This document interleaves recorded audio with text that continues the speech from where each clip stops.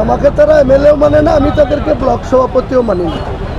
অনেক আগে থেকেই আপনারা জানেন সবাই, খুঁচিয়ে বরণ তোলার কোনো দরকার নেই। এখানকার ব্লক সভাপতিরা যে রাজনীতি করে সেই নোংরা রাজনীতি হুমায়ুন কবির করে না। কাজে 2023 সালের পঞ্চায়েতের নির্বাচনের আগেই বললাম বক্তৃতাতে, এখনও বলছি যে পঞ্চায়েতে যেভাবে তারা টিকিট বন্টন করেছে অযোগ্য ব্যক্তিদের, সেটা নিয়ে আমার সঙ্গে ডিফারেন্স তৈরি হয়েছিল। আজও সেই ডিফারেন্সের কোনো দূরত্ব কমেনি। কাজেই আমাকে তারা যেমন ভরতপুরের বিধায়ক হিসাবে মানে না, তারা এখানে প্রোগ্রাম করে তাদের হায়ার করা লোকদের কাঁধি থেকে ধার করে এনে, রেজিনগর থেকে ধার করে এনে, বহরমপুর থেকে ধার করে এনে তারা প্রোগ্রাম করে। কাজে আমিও তাদের মাইনাস করে প্রোগ্রাম করব, যদি তাদের কিছু করার থাকে করে নি। দলের এই গোষ্ঠীদ্বন্দ্ব যে 26 অব্দি এগিয়ে যাবে, 26 আসতে দিন না, বিকল্প কেউ নেই। তৃণমূলের সঙ্গেই লড়াই আছে, থাকবে। সেটা ঘরোয়া হতে পারে, সেটা ওপেন হতে পারে, কিছু ভিতরে হতে পারে, কিন্তু নেত্রীর বিকল্প কেউ নেই। অভিষেক বন্দ্যোপাধ্যায় আগামী দিনে আমাদের তৃণমূল কংগ্রেসের যোগ্য উত্তরসূরি, সে আগামী দিনে সামনে আসছে। কাজেই তার নেতৃত্বে বিরোধীরা খড়কুটোর মতো উড়ে যাবে। যেভাবে 2021 সালে কংগ্রেস সিপিএম শূন্য হয়ে গেছে, আর বিজেপি 77-তে এসেছিল, কমতে কমতে এখন 65-তে দাঁড়িয়েছে। আগামী দিনে 6টা বাই ইলেকশন আছে, ওখানেও দেখবেন এসে 65 থেকে নেমে চলে আসবে কোথায়। কাজেই আমরা ওসব নিয়ে ভাবি না, এসব থাকবে। এসবের মধ্যেই তৃণমূল কংগ্রেস জিন্দাবাদ, মমতা ব্যানার্জি জিন্দাবাদ, অভিষেক ব্যানার্জি।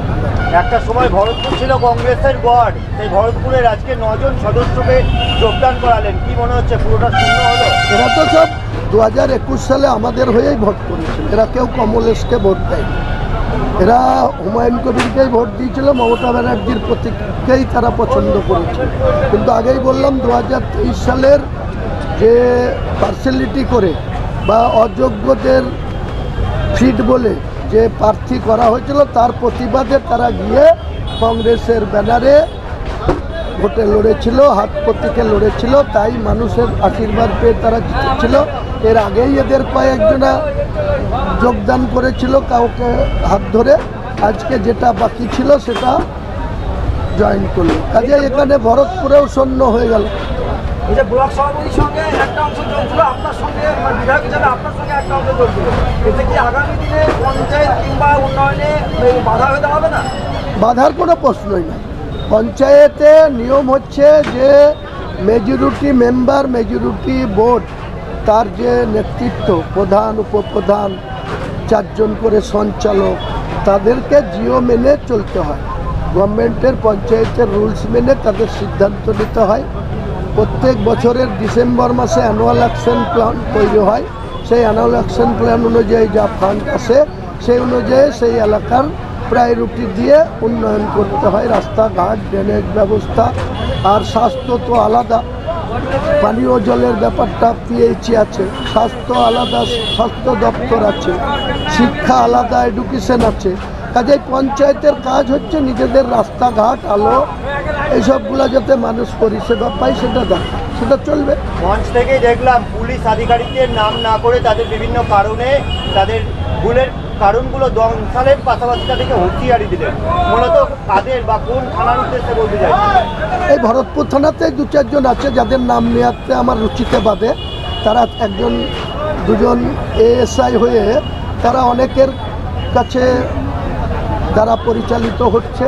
বিশেষ করে একদিন ধরে এখানে সিজগ্রাম অঞ্চলে আপনারা জানেন যে একটা নবাব স্টেটের একটা বিশাল প্রপার্টি আছে, প্রায় 1000 বিঘার ওপর বিল, বিল। সেই বিলের 4 বছর ধরে এখানকার প্রধান তার জমিদারি ভেবেছে। সিজগ্রামের প্রধান মনে করছে ওটা ওর বাবার জমিদারি হয়ে গেছে, তো ওটাতে আমরা করতে দেব না। কাজে তাকে যারা মদত করছে তার কথায় কোনো লেনদেন করে 2-1 জন অফিসার আছে, তারা মাঝে মাঝেই ওখানে চলে যাচ্ছে গভর্নমেন্টের তেল পুড়িয়ে বা করের টাকার তেল পুড়িয়ে গিয়ে তাদের দালালি করছে। তাদের যদি এই ধরনের দালালি না বন্ধ করে তাহলে আমাদের লোক আছে, বলে দেবো, বেঁধে রাখবে। তারপরে তখন তাকে ছাড়িয়ে দিতে হবে। আমরা দেখেছি ভিন জেলা থেকে কিছু লোক এসে ওখানে মাগনা বলে একটা ফল চাষ করে। আগামী দিনে তাকে মাগনা তুলতে দেবো না। মালদা থেকে এসে মাগনা তুলছে, আর এখানকার নেতৃত্বের কিছু অংশ তাদের সঙ্গে যোগ আছে, এটা আমি ভালোভাবে জানি, আপনাদের মিডিয়ায় বলতে চাই না। আগামী দিনে হুমায়ুন কবির যতক্ষণ বিধায়ক আছে, সিজগ্রামের ওই বিলকারুল থেকে যারা মাগনা চাষ করেছে, মালদার কে করেছে, কে কে এখানে যুক্ত আছে সব আমি জানি। আগামী দিন ওই মাগনা জলের তলাতেই থাকবে, উঠাতে দেবে। এখন কি সরকারি নিয়ম মেনে ওই বিলটা ডাক দেওয়া হবে? ডাক দেওয়া হয়ে গেছে already। একজন পেয়েছে, সে পঞ্চায়েত মেম্বার, আগে কংগ্রেসের মেম্বার ছিল, এখন তৃণমূলের নেতাদের সাথে যোগদান করেছে। বিধায়ক কার্যালয় দীর্ঘদিন বন্ধ, সেগুলো দিয়ে বলবেন। বিধায়ক কার্যালয় আবার খোলা হবে, 2026-এর আগে কি আপনাদের ব্লক সভাপতি পরিবর্তন হবে? সেটা সময় আসলে বলবে। শুধু ব্লক সভাপতি কেন, অনেক কিছুর পরিবর্তন হবে নভেম্বর মাসে, দেখতে পাবে। যারা কালকে কান্দিতে অধীর রঞ্জন চৌধুরী আসছেন আরজিকর কাণ্ডে প্রতিবাদ মিছিল করতে, এর আগে তিনি তার নির্দেশে কলকাতায় একটি মিছিল করেছিলেন, দ্বিতীয় মিছিল কাণ্ডে, কি বলবেন?